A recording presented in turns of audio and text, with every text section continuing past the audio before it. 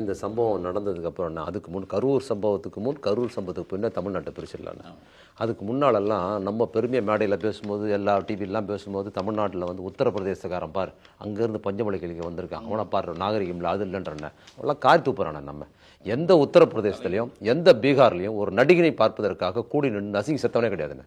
ஷாருக் கான் வந்தால் கூட போக மாட்டானுங்க அந்த ஊருக்காரனு. ஒரு நடிகர் படிப்படி இல்லாதவன் எழுத படிக்க தெரியாதவன் நடிகர் ஷாருக் கான் இருக்கார் ஸ்டார் வராருங்கிறதுக்காக இப்படி கும்பல் கூடி நசுங்கி சாக மாட்டான்னு.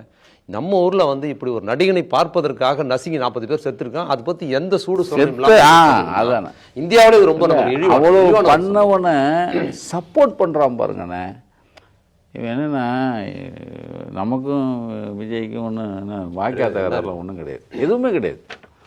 ஆனால் இல்லையா ஜெயலலிதாவுக்கு உங்களுக்கும் தான் பிரச்சனை. அந்த அம்மா தான் உங்களை கொலை பண்ண பார்த்தது மிரட்டினது எல்லாம் கடைசியில் அந்த அம்மாவே பரவாயில்ல அப்படின்னு உங்களை பேச வச்சுட்டா அப்புறம் என்ன பாருங்க. அந்த அம்மா எனக்கு இந்த தீய சக்தி தூய சக்தின்னு கூட எனக்கு ஜெயலலிதா நினப்பு தான் வந்துச்சு. அதானே வந்து தீய சக்தின்னு சொல்லுங்க. ஆனால் சாரை வந்து ரவுண்டு கட்டிச்சு, மலை ஏற வச்சு அங்கே கையை கட்டி நிற்க வச்சு அந்த அவன் எப்போடா அந்த அம்மா வரும்னு அதுவும் 8வது கேட்டில் நிற்க வச்சு அவன் இப்படி கட்டி அப்பனும் மகனும் இப்படியே கட்டி அப்படி நிற்க வச்சு ஒரு அம்மா பெண்டை கழட்டுச்சு. அந்த அம்மா இப்போ அம்மையார் ஆயிடுச்சு. யார்? ஜெயலலிதா அம்மையார். திமுக ஆட்சியும் திமுக தலைவரும் எவ்வளவு ஜனநாயகமா இருக்கிறாங்கிறதுக்கு விஜய் வளர்ச்சி ஒரு காரணம். இது ஓவர் ஜனநாயகம். நான் சொன்னேன் நான் 2014 சர்க்கார் படம் வந்ததுன்னு. அந்த சர்க்கார் படத்துல தான் இளைய தளபதியின் பேர் இருந்த விஜய் தளபதின்னு போட்டுக்கிறாங்க. அதுவே திமுக தலைவருக்கு எதிரான ஒரு விஷயம் தான். நான் தானே கண்டிச்சு பேசுறேன் எல்லா மேடைகள்லையும்.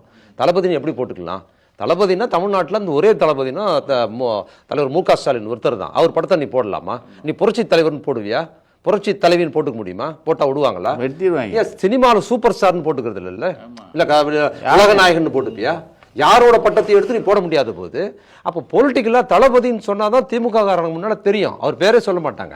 அப்படின்னு தளபதினா அப்படி ஒரு உணர்வோட பார்ப்பாங்க. அந்த தலைப்பு எடுத்து நீ போட்டுக்கிட்டு இல்லை அது எவ்வளவு பெரிய குற்றம்னு அன்னைக்கே எதிர்ப்பு தெரிவிக்கல நம்ம தரப்புல.